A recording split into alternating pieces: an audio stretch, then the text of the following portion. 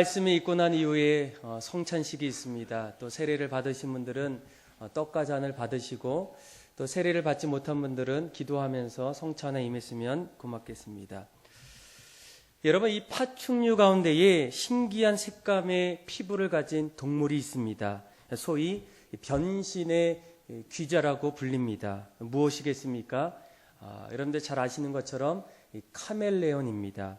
참 신기한 것이 이 카멜레온은 환경이 변할 때마다 자신의 몸 색깔이 점점 변하고 달라진다는 겁니다. 그런데 어느 날 이 동물 학자들이 카멜레온을 가지고 재미있는 어떤 실험을 하게 되는데 그 실험을 통해서 매우 중요한 한 가지 사실을 발견하게 됩니다. 그러니까 그 전에 늘 주어진 환경은 늘 있는데 카멜레온 눈에다가 빨간 셀룰로이드 색깔의 것을 눈에다 이렇게 붙이게 됩니다.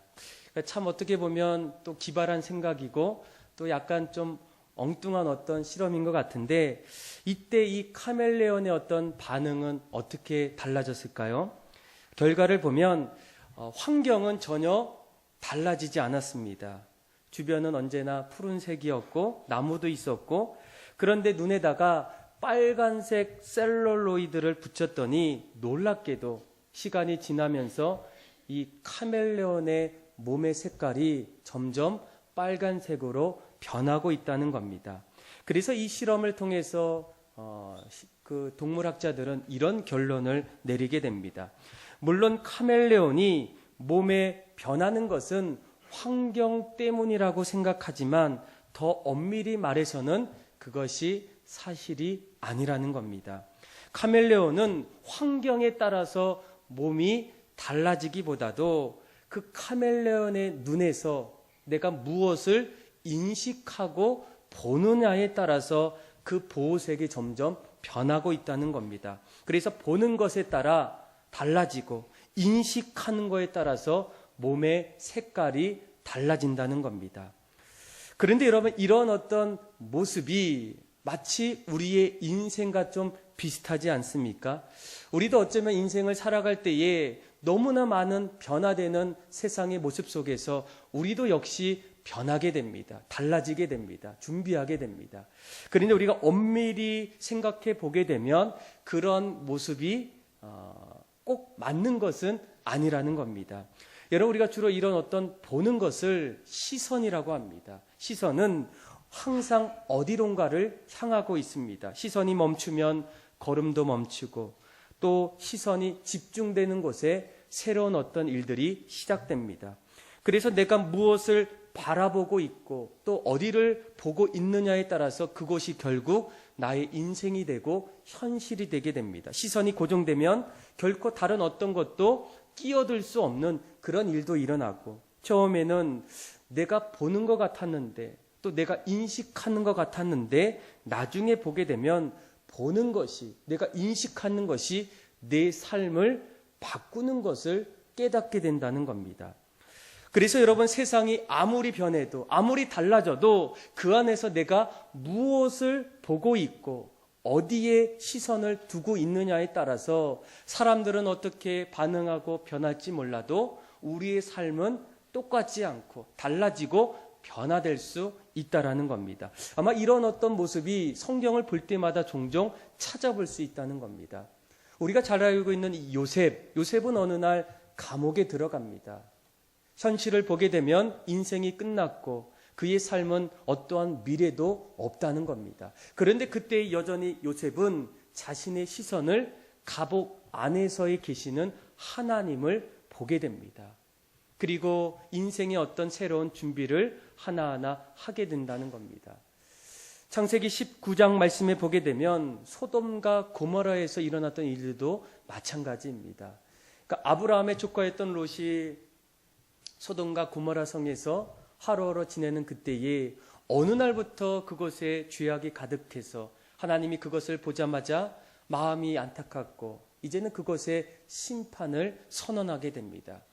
그런데 감사하게도 롯의 가족은 소돔과 고모라 성에서 구원을 받고 하나님의 인도하심을 따라서 새로운 곳으로 이렇게 가게 됩니다. 그런데 그때의 마지막까지 하나님의 은혜를 받지 못했던 한 사람이 누구입니까? 롯의 아내입니다.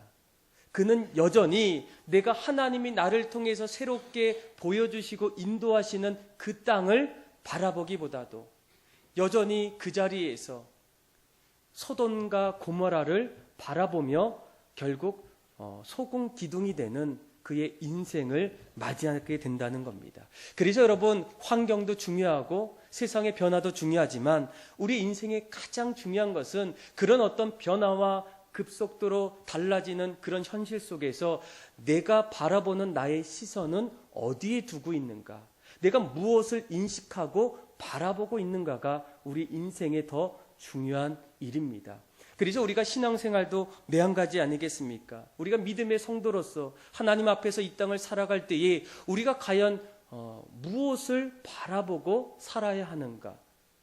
하나님을 믿는 신앙인이라면 우리의 시선은 과연 어디에 두어야 하는 것이 맞을까? 오늘 말씀을 통해서 과연 내 시선이 과연 올바른 시선인가? 또 하나님이 기뻐하셨던 그런 마음을 두었는지를 다시 한번 살펴보면서 우리가 과연 이 땅을 살아갈 때에 내 마음은 과연 어디를 두고 내 시선은 어디를 향하여 있는지를 한번 나누고 고민하고 함께 기도하는 그런 시간 다 되기를 원합니다. 첫 번째로 우리가 믿음의 성도라면, 또 하나님을 믿는 백성이라면 우리가 바라봐야 될 곳은 어디겠습니까? 이 첫 번째로 사람을 주목하지 않는 겁니다. 다시 말하면 어떤 사람도 우리 마음에 둬서는 안 된다는 겁니다. 여러분, 이 신앙은 절대로 사람을 어떻습니까? 주목하지 않게 됩니다. 성경을 보게 되면 오늘 우리가 읽었던 말씀은 사도행전 3장 1장부터 시작되는 그런 사건의 연속입니다. 하루는 베드로와 요한이 성전 미문을 갈 때에 어려서부터 걷지 못하는 안진뱅이를 또 보게 됩니다. 그리고 그를 예수의 이름으로 고쳐주게 됩니다. 그리고 그가 성전에 기도하러 갔다 다시 돌아오는 그때에 오늘 말씀 11절이 시작이 되는데, 그때에 일어섰던 그 사람이 베드로와 요한을 붙잡게 됩니다. 우리 한번 11절, 우리 한번 12절 같이 한번 읽어볼까요? 읽겠습니다. 시작. 나은 사람이 베드로와 요한을 붙잡으니 모든 백성이 크게 놀라며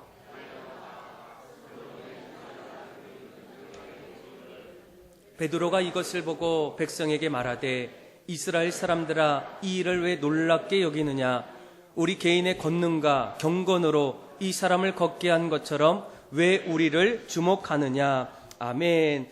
여러분, 아마 이 안진뱅이가 베드로와 요한을 붙잡았던 이유는 아마도 정신없던 그 자리에서 이제 정신이 들어보니까 나를 살려주고 나의 어떤 병을 고쳐주었던 그 사람이 보이는 겁니다.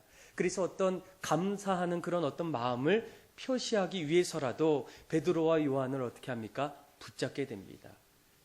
그리고 붙잡았던 또 한 가지 이유 가운데 하나는, 어떻게 내가 평생 그렇게 일어서기를 원했는데 어떤 노력에서도 고침받을 수 없었는데 도대체 내가 고침받았던 어떤 이유가 무엇일까? 그리고 이 일 가운데에 이들은 과연 어떤 존재인가? 사람들은 예수님의 제자라고 얘기하고 사도라고 불리는 베드로와 요한은 정말 어떤 사람인가? 그래서 어떻게 기적을 일으켰고 그 안에 어떤 의미가 있는지를 아마 이 안진뱅이는 듣기를 원했다는 겁니다. 더욱이 그 자리에 이 안진뱅이뿐만 아니라 이 소문을 들었던 수많은 사람들이 이 놀라운 사실 앞에서 베드로와 요한을 보기를 간절히 원해서 솔로몬의 행각이라는 그 자리에 많은 사람들이 찾아옵니다. 아마 그들은 베드로의 이야기를 듣기를 원했고, 또 베드로가 어느 순간에 한순간에 이 벼락 스타가 되는 어떤 그런 위치에 놓여 있다는 겁니다. 그러니까 오늘날로 말하면 오늘 우리가 인터넷을 보면 이 검색어 항상 1위가 있어요. 누군가 어떤 화제가 되는 일이 있을 때마다 그 사람의 어떤 검색어가 인터넷에 놓이게 되는 것처럼 아마 그 당시에 베드로가 어떤 그런 위치에 있었을 겁니다. 사람들은 베드로의 어떤 이야기를 듣기를 원했고 또 그가 정말로 어느 순간에 사람들이 주목하는 그런 사람으로 바뀌었다는 거예요. 그런데 베드로가 그런 자리에서 솔로몬의 행각에서 설교를 이제 어떤 이유를 말해야 되는데 그때 가장 먼저 그가 외쳤던 어떤 말씀이 무엇이겠습니까? 왜 지금 이런 일이 있는지 신기할 필요가 없다는 거예요. 그러면서 우리가 읽었던 12절 후반절에 보게 되면 왜 우리를 어떻게 한다고요? 주목하느냐. 왜 사람들을 주목하느냐. 아주 중요한 어떤 이야기를 베드로가 고백하는 거예요. 여러분, 우리가 이 신앙생활을 할 때에 가장 중요한 것은 무엇이겠습니까? 이 신앙의 중심에 내가 아닌 하나님이 서 계셔야 돼요. 그래서 인간 중심이 아니라 신앙은 하나님 중심에서 우리의 삶을 시작하는 겁니다. 그런데 우리가 정말로 어느 세월이 지나고 신앙생활 하다 보면 우리도 언젠가부터 하나님 앞에서 사람들을 주목할 때가 있어요. 기도했는데 기도의 응답을 받았고 또 예언했는데 그 예언이 성취되었고 또 하나님의 은혜 속에서 또 우리가 알지 못했던 일들이 일어나는 그때에 사람들이 그 사람을 어떻게 합니까? 점점 주목하는 일들이 일어나게 돼요. 그런데 여러분, 우리가 정말로 신앙생활할 때에 사람들을 바라보고 사람들을 주목할 때에 찾아오는 어떤 결과는 무엇이겠습니까? 그럴 때마다 우리에게 찾아오는 것은 은혜가 아닌 실족함이라는 거예요. 시험이라는 거예요. 여러분, 이 사람은 사람입니다. 사람은 절대로 신이 될 수가 없다라는 거예요. 사람은 허점이 있고 실수하기 마련이고 때로는 잘못하고 죄를 짓기도 하는 것이 바로 인간의 모습이라는 거예요. 그래서 여러분, 저는 종종 교회 다니다가 많은 분들이 이런 얘기를 해요. 저는 목사님 때문에 또 장로님 때문에 또 누구 때문에 실망했다는 거예요. 얼마 전에 어느 집사님과 식사를 하는데 그분이 저에게 이런 얘기를 하더라고요. 목사님, 저는 목사님 처음 뵐 때에 목사님은 화장실을 안 가는 줄 알았대요. 전 많이 가요. 그런데 안 가는 줄 알았대요. 그러면서 제 마음속에 야, 이거 큰일 나겠다. 언젠가부터 시간이 지나면 그때부터 저에게 들려오는 소리가 어떤 소리겠습니까? 목사님, 저는 목사님이 예수님 같았는데 예수님이랑 닮은 게 없다는 거예요. 장로님이 정말로 참된 장로님 같았는데 장로님을 보니까 제가 생각했던 장로님이 아니라는 거예요.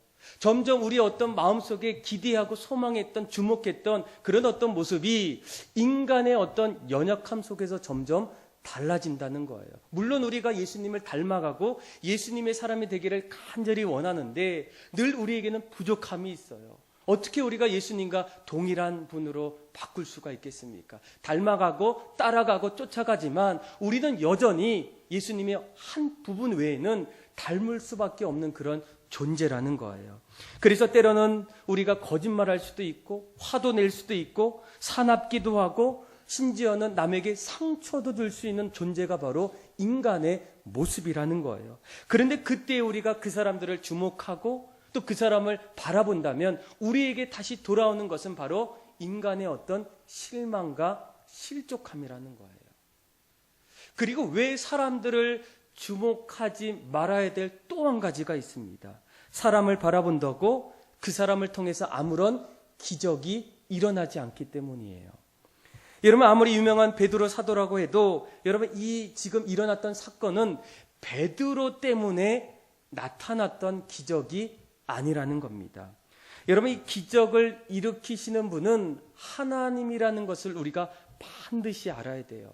야, 어느 교회 갔더니 저 목사님이, 저 장로님이, 저분이 정말 능통하다, 정말 은혜다. 그런데 여러분 잘 보셔야 돼요. 하나님은 그 사람을 통해서 하나님의 일을 하고 계시다는 거예요. 그런데 우리 마음속에 언젠가부터 하나님을 바라보고 믿음으로 우리가 살아가야 되는데 하나님보다도 사람을 바라보고 인간 중심으로 그 길을 걸어갈 때가 얼마나 많이 있습니까? 그런데 사실 사람들은 머리털 하나라도 길게 할 수 없는 그런 존재가 바로 인간의 무능한 존재라는 거예요. 그래서 저는 여러분들이 신앙생활할 때에 반드시 사람들을 의지하거나 사람들을 신뢰하거나 사람들을 주목해서는 안 된다고 봐요. 이런 사람들을 주목하고 신뢰하고 의지하기보다도 사람은 어떤 존재입니까? 사랑하는 존재예요. 사랑의 대상이 바로 인간입니다. 우리가 만약 그 사람을 사랑하고 그 사람을 점점 존귀하게 여기면 우리 마음에 어떤 마음이 들겠습니까? 상대방을 이해하기 시작해요. 또 인정하기 시작해요. 기다립니다. 조금씩 그 사람의 마음을 알려고 다가가게 돼요. 그러면서 우리가 하나님 앞에서 교회를 세우고 믿음 생활을 아주 열심히 할 수 있어요. 그런데 우리가 그것을 때로는 놓칠 때가 얼마나 많습니까? 그래서 사람은 의지하고 신뢰할 대상이 아니라 어떤 대상이라고요? 사랑할 대상이랍니다. 저는 여러분들이 그 마음을 가지고 오늘 말씀도 마찬가지예요. 수많은 사람들이 베드로를 보기를 원했어요. 어떻게 당신이 안진뱅이 어렸을 때부터 일으킬 수 없는 그런 불구의 사람을 일으킬 수 있겠는가? 사람들은 그 이야기를 듣기를 원했고 베드로의 능력을 또 한번 보기를 원했어요. 그래서 솔로몬 행각에 수많은 사람들이 그 자리에 서게 됩니다. 그런데 그때에 베드로가 외쳤던 첫 번째 말은 무엇이겠습니까? 이런 일들에 대해서 너희가 왜 신기하느냐? 그러면서 너희들이 왜 나를 주목하느냐? 나를 보지 말고 이 기적을 일으키셨던 그분을 바라보라는 거예요. 우리 좀 볼륨을 조금만 좀 내려주셔야 돼요. 하울링이 좀 생기는데. 그래서 이 베드로는 그 자리에서 그렇게 외쳤어요. 더 이상 이런 어떤 사람들이 주목하고 또 나를 보기를 원하는, 그래서 나의 이야기를 듣기를 간절히 원했던 수많은 사람들 앞에서 더 이상 나를 주목하지 마십시오. 나의 이야기를 너무나 경청하지 마십시오. 그러면서 그가 외쳤던 첫 번째 그 바라봄은 무엇이겠습니까? 하나님을 주목하라는 거예요. 우리 한번 13절의 말씀을 우리 같이 한번 볼륨을 조금만 더 올려주셔야 돼요. 너무 내렸어요. 13절 같이 한번 읽겠습니다. 시작. 아브라함과 이삭과 야곱의 하나님 곧 우리 조상의 하나님이 그의 종 예수를 영화롭게 하셨느니라. 너희가 그를 넘겨주고 빌라도가 놓아주기로 결의한 것을 너희가 그 앞에서 거부하였으니 아멘. 여러분, 우리가 신앙생활할 때에 가장 중요한 것은 우리가 지금도 누구를 바라보고 있는가, 누구를 주목하고 있는가예요. 그런데 오늘 말씀을 보게 되면 베드로가 더 이상 우리를 주목하지 마십시오. 그리고 13절 말씀에 보니까 아브라함의 하나님, 이삭의 하나님, 그리고 야곱의 하나님을 먼저 주목하게 됩니다. 여러분, 하나님을 주목하세요. 그의 첫 번째 내용의 핵심은 하나님을 바라보는 신앙이라는 겁니다. 여러분, 여기에서 도대체 이 아브라함의 하나님, 이삭의 하나님, 그 야곱의 하나님, 우리가 보통 성경을 읽어보면 구약에서도 이런 표현이 있고 또 오늘 우리가 읽었던 신약에서도 이런 표현이 종종 나타나게 돼요. 도대체 이 아브라함의 하나님, 야곱의 하나님, 이삭의 하나님은 어떤 의미가 있을까? 아마 여기에는 몇 가지 의미가 있는데 그 중에 하나가 그동안 믿음의 선배들이 만났던 하나님께서 오늘 우리에게 우리의 하나님도 되신다는 거예요. 그러니까 전에 아브라함과 함께했던 하나님이, 이삭과 함께했던 하나님이 우리 모두의 개인의 하나님도 되신다는 겁니다. 그래서 그런 하나님을 우리가 주목해야 한다는 거예요. 그런데 그런 하나님이 여러분 어떤 하나님이겠습니까? 어떤 분이겠습니까? 그런데 여러 가지 어떤 하나님의 속성이 있는데 그 중에 하나가 언약이에요. 하나님은 약속하시고 그 약속을 이루어 주시는 분이 바로 우리가 믿는 하나님이라는 겁니다. 그래서 여러분, 이 아브라함이 창세기 12장에 하나님의 말씀을 들어요. 너는 본토 친척 아비집을 떠나 내가 내게 지시할 그 땅으로 가라는 거예요. 그래서 너를 모든 민족 위에 뛰어난 이름을 주겠다는 겁니다. 그런데 그 말을 들었던 아브라함의 아버지가 우상을 섬겼어요. 그렇게 보잘것없는 그런 집안이었어요. 그런데 그 아브라함이 그 말씀을 붙잡는 겁니다. 그리고 그 말씀을 가지고 갈대아 우르를 떠나서 가나안 땅으로 가요. 그런데 우리가 지금 이 아브라함을 뭐라고 고백합니까? 아브라함은 우리의 믿음의 조상입니다. 민족의 아비라는 거예요.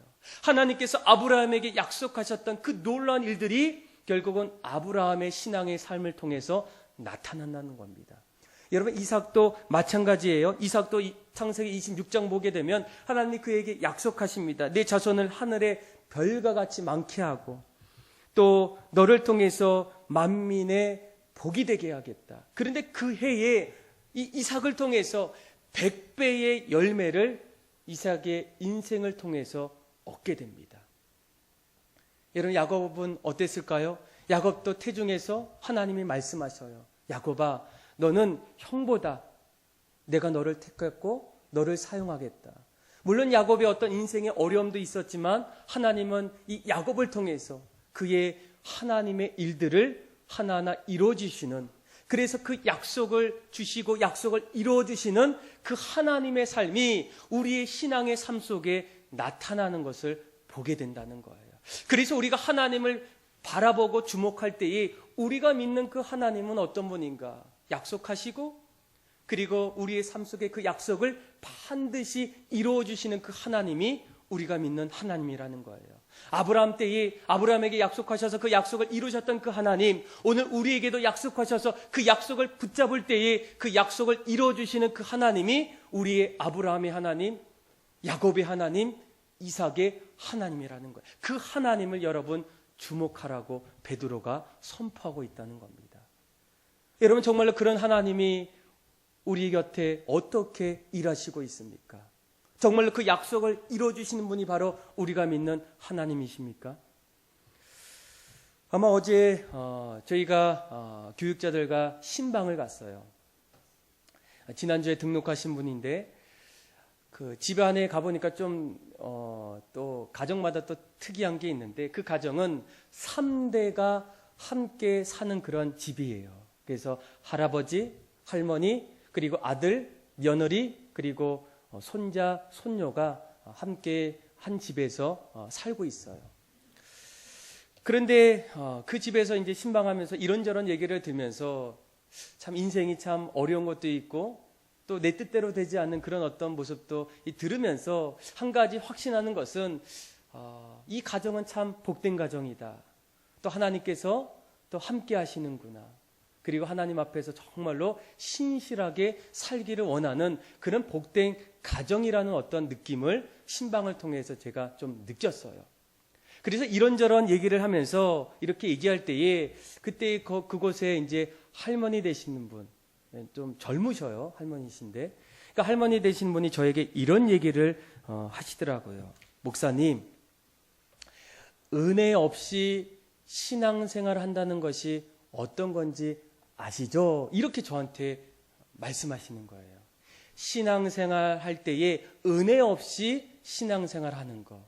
아마 지금도 여러분들 가운데는 그런 분들이 분명히 아마 있을 겁니다. 그래서 엄마 때문에, 남편 때문에, 아내에 못 이겨서, 부모님 때문에 우리 사람들이 교회에 나와서 예배 드리고 가시는 은혜 없이 신앙생활 하는 분들이 많다는 거예요. 아마 그분들은 어떤 이 신앙생활의 어떤 모습을 알 것 같아요.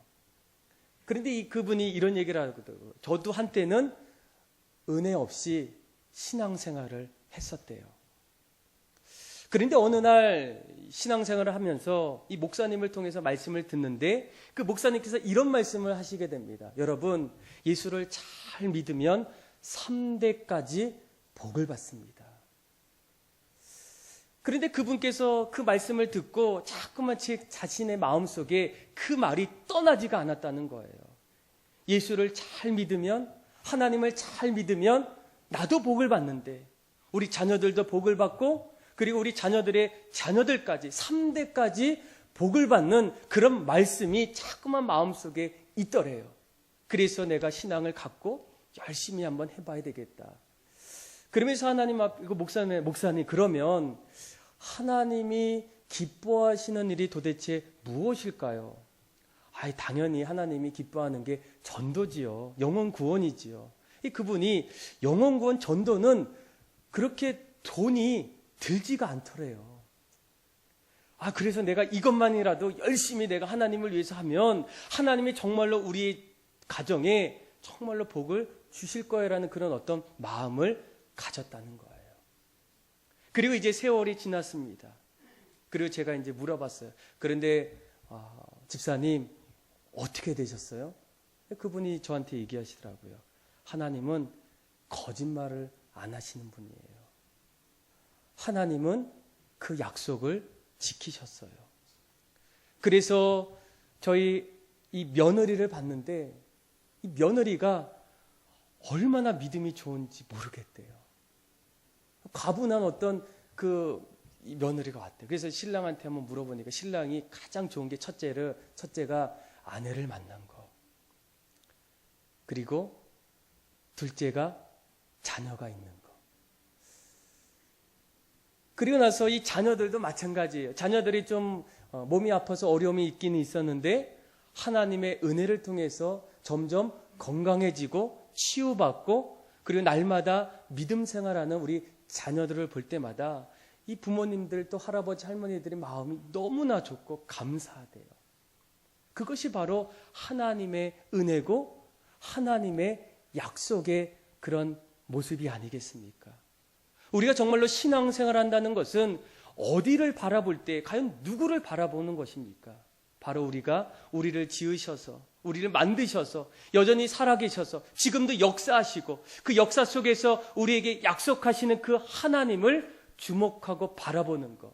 그것이 바로 믿음의 삶의 첫 번째 모습이라는 겁니다. 사랑하는 믿음의 여러분, 우리가 정말로 이 땅을 살아갈 때에 우리는 과연 어디에 마음을 두어야 하겠습니까? 무엇에 우리의 시선을 두는 것이 많겠습니까? 저는 여러분들이 하나님을 주목하고 사람을 주목하지 않는 그런 믿음의 성도들 다 되기를 주님의 이름으로 축복합니다.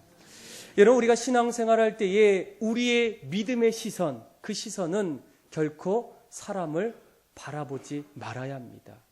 그리고 둘째는 우리를 사랑하시고 우리를 지으시고 역사하시는 그 하나님께 마음을 둬야 한다는 겁니다. 그러면 마지막 세 번째, 또 한 가지 우리의 마음을 둬야 될 분이 있어요. 세 번째는 바로 예수 그리스도께 우리의 마음을 둬야 한다는 겁니다. 여러분, 이 기독교의 가장 중요한 핵심이 있다면 무엇이겠습니까? 여러분, 이 기독교의 가장 중요한 핵심은 영생이에요. 우리가 이 땅을 살아갈 때에 우리가 구원받고 영원한 생명을 얻는 것이 기독교의 가장 중요한 핵심이라는 겁니다. 그런데 점점 우리가 이런 영생에 대해서 점점 우리가 놓치고 있어요. 한국 교회가 이런 부분들을 점점 멀리하고 있어요. 의도적이지가 아니라 언젠가부터 우리가 이 땅에서 믿음의 성도들이 어떻게 이 세상을 살아가야 할 것인가, 이 땅에 대한 어떤 부분들을 이야기하고 선포하다 보니까 우리가 마지막에 가야 될 구원과 영생에 관련된 부분들을 점점 말하지 못하고 놓칠 때가 너무나 많다는 겁니다. 그런데 우리의 인생의 가장 중요한 것은 인생의 어떤 목적을 잃어버려서는 안 된다는 거예요. 인간의 어떤 진리, 또 우리가 마지막에 가야 될 어떤 최종 목적지, 또 우리가 어떤 삶을 살아야 되는지에 대한 어떤 그 모습들을 잃어버려서는 안 된다는 거예요. 그래서 우리가 주목해야 될 가장 중요한 모습은 바로 예수 그리스도라는 겁니다. 왜냐하면 스스로 우리가 구원받고 싶은데 스스로 구원할 수가 없어요. 또 구원하기도 어렵다는 거예요. 지금까지 수많은 사람들이 스스로 자기가 이겨보려고 구원받기 위해서 노력하고 스스로 열심히 살았지만 어디에서든지 그 길을 해결할 수 있는 어떤 길도 없다라는 겁니다. 그래서 여러분, 이 사도 바울이 어느 날부터 이렇게 고백해요. 오호라, 나는 공고한 사람이라. 이 사망의 몸에서 누가 나를 건져내랴. 그러니까 그냥 살면서 이런 고백이 있는 것이 아니라 끊임없이 자신의 어떤 영적인 삶을 통해서 내가 다시금 새롭게 살기를 원하고 날마다 구원받는 인생을 살고 싶은데 그런 어떤 해결책을 찾을 수가 없다는 거야. 그때에 외쳤던 말씀이 오호라 나는 공고한 사람이라. 누가 죄된 나의 모든 삶에서 누가 나를 건져낼 수 있을까? 아무도 없다는 거예요. 도저히 찾을 수가 없다는 겁니다. 그런데 그때에 여러분 왜 그런 일들이 일어나겠습니까? 우리의 어떤 죄된 영성이 있기 때문이에요.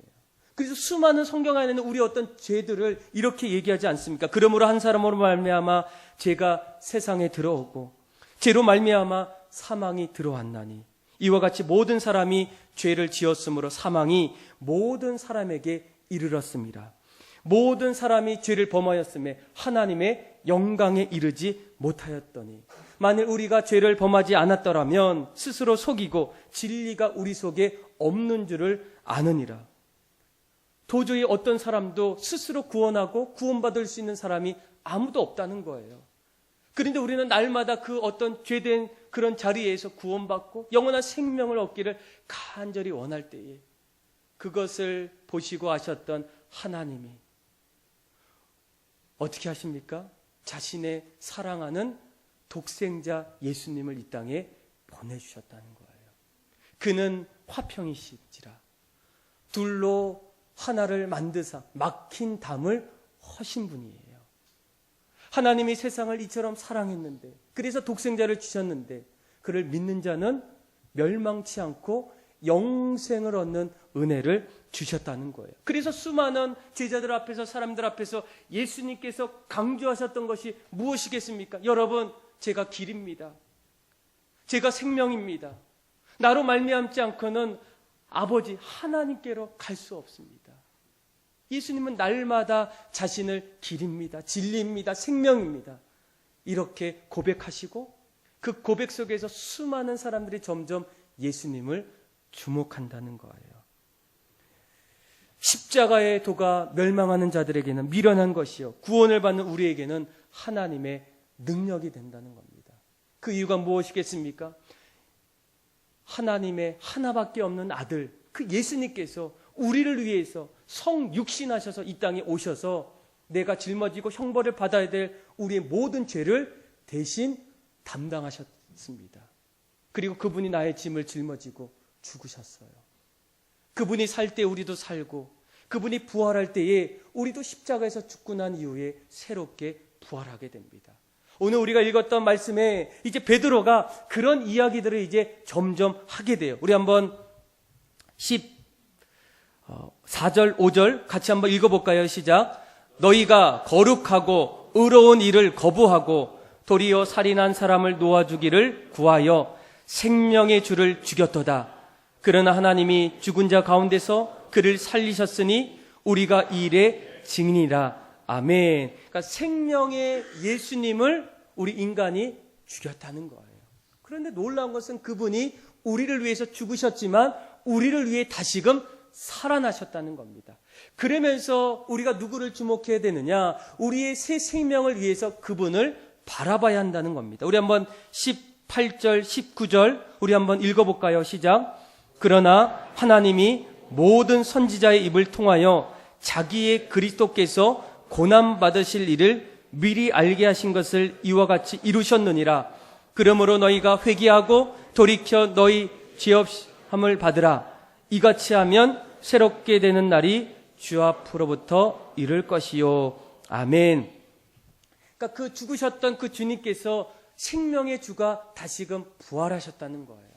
그런데 중요한 것은 우리가 그분을 바라보고 주목할 때에 여러분 19절 후반절에 뭐라고 얘기합니까? 주목하고 바라본다는 것은 우리의 모든 죄를 다시 회개하고 돌아서서 주님을 바라본다는 겁니다. 그때에 이와 같이 하면 어떻게 됩니까? 새롭게 되는 날이 주 앞으로부터 우리에게 시작된다는 겁니다.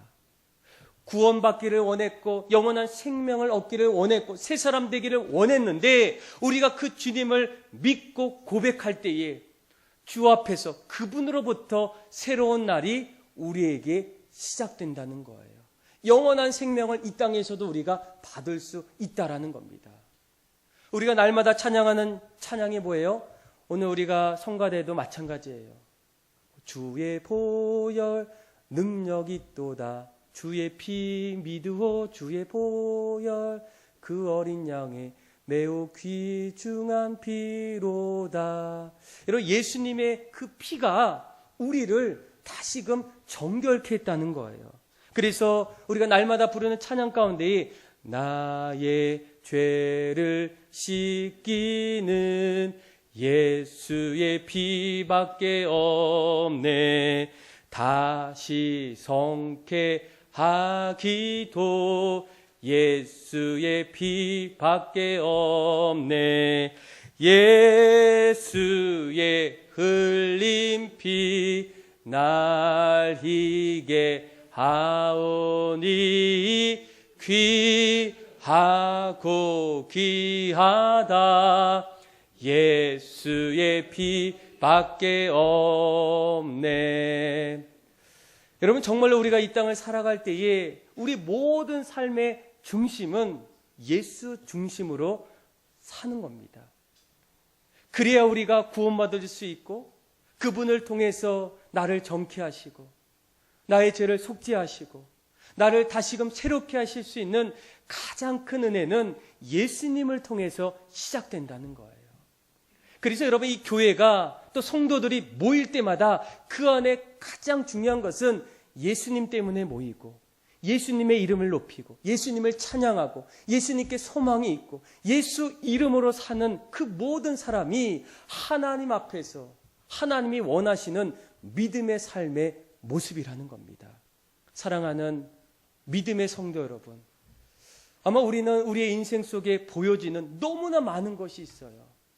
그래서 그것 때문에 우리의 마음이 요동할 때도 있고 흔들릴 때도 있고 그것에 내 생각이 들어갈 때도 있어요. 그러다 보게 되면 우리의 시선이 가장 가야 될 그 예수님께, 하나님께로 가는 우리의 시선이 점점 사라질 때가 너무나 많다는 겁니다. 오늘 베드로가 우리에게 다시금 말씀으로 외치게 돼요. 여러분, 세상을 주목하지 마십시오. 사람들을 바라보지 마십시오. 지금 일어나는 일들에 대해서 왜 이렇게 다들 들뜨고 분주하고 그리고 갈 길을 몰라서 헤매고 있을 때에 그때에 우리가 바라봐야 될 그분은 바로 하나님이시라는 겁니다. 또 우리를 구원하시고 우리에게 소망을 주셨던 그 예수님을 바라보라는 거예요. 사랑하는 성도 여러분, 우리가 정말로 어디를 바라봐야 되겠습니까? 여러분들의 시선은 어디를 두고 있습니까? 오늘 베드로가 외쳤던 그 말씀을 늘 마음속에 간직하면서 하나님, 내가 정말로 이 땅을 살아갈 때에 믿음으로 살아갈 때에 나의 시선이 주님께 있음을 고백하고 날마다 하나님을 주목함을 통해서 믿음의 사람이 되고 세상의 어떤 변화 속에서도 나의 시선이 믿음 안에서 있을 때 흔들리지 않고 확신 있는 믿음으로 날마다 주님 앞에서 성령 충만함으로 승리할 수 있는 그런 믿음의 삶이 다 될 수 있도록 그렇게 기도하시고 선포하시고 그렇게 살아갈 수 있는 여러분들이 다 되기를 주님의 이름으로 축복합니다. 기도하겠습니다.